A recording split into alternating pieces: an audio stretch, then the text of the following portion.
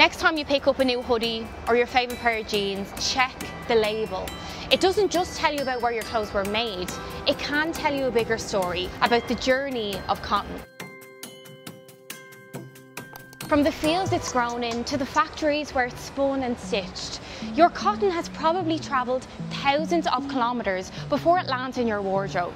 And knowing where it comes from, it matters for the planet and for the people who make it. So we're here with Joe Galvin, reporter with RTÉ Investigates, behind the investigation Forced Fashion.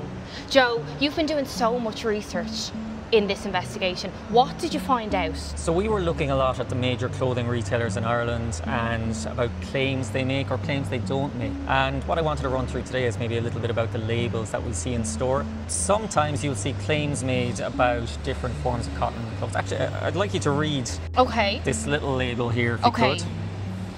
So this is a piece of clothing from a major retailer and it says, "Better cotton helps cotton farming communities survive and thrive while protecting and restoring the environment." So this is Better Cotton. Better Cotton Initiative is one of the major certification regimes for retailers.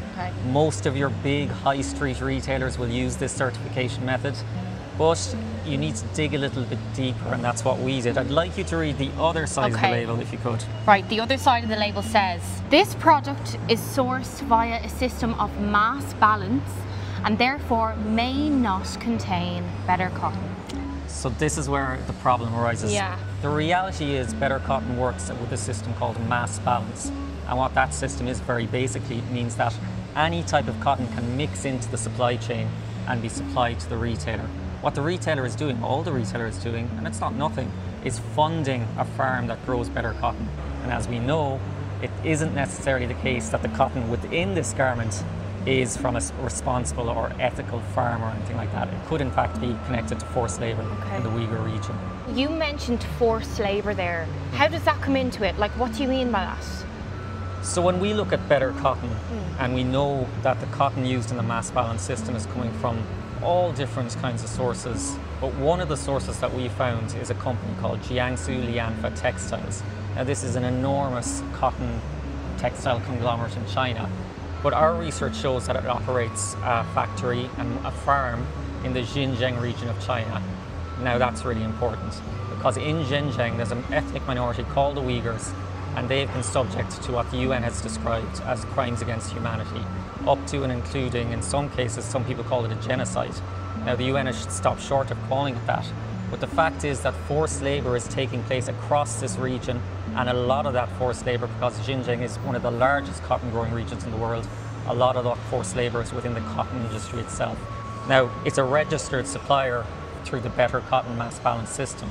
So just think about that. We have this type of cotton picked and processed with forced labour making its way into our better cotton supply chains, and that's something I think that would worry all of us. And you think you're buying responsibly?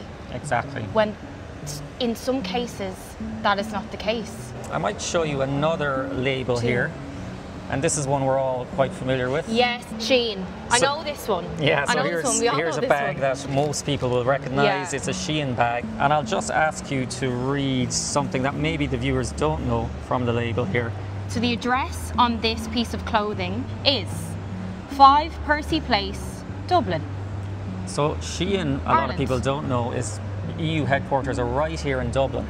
And actually it's moved billions through Ireland since it was set up here in 2023. Very warm welcome from the government, big success story, etc. But the problem with Shein is that there's huge environmental issues with its supply chain. One of the issues Shein has had recently, it was fined for greenwashing by both France and Italy for the claims it made about its environmental sustainability. And interestingly for us here in Ireland, those fines were levied on its Irish operation here in Dublin. So, you know, we're a big part of this Shein story here in Ireland. Most people don't even know. Exactly. We order so much in Shein, but we don't realise how deeply connected we are to it. And for a lot of people in Ireland, you know, a lot of people, this could be really overwhelming. You know, you might feel like, well, where am I supposed to buy my sheets from? Where am I supposed to buy, you know, my outfit for my night out from? You know, you can feel quite like helpless. Exactly. What can people do that makes them feel that bit more responsible, that they're being, you know, they're being responsible, but also they have that ability to buy what they need? I think one of the things to watch out for when you're looking at your label in stores is the label making a categorical claim. Is it saying something like this is 100% US cotton? This is 100% Australian cotton? This is 100% organic cotton? Generally speaking, those categorical claims are, traceable back to the origin of the cotton. They can be relied upon, generally speaking, at least in all the labels we've looked at. What can't be relied upon are the kind of woolly claims. So you just watch out for those categorical claims, look out for those woolly claims. The language. The language that's used, and always, go on the manufacturer website, go on the retailer website and see what they're actually saying about their clothes.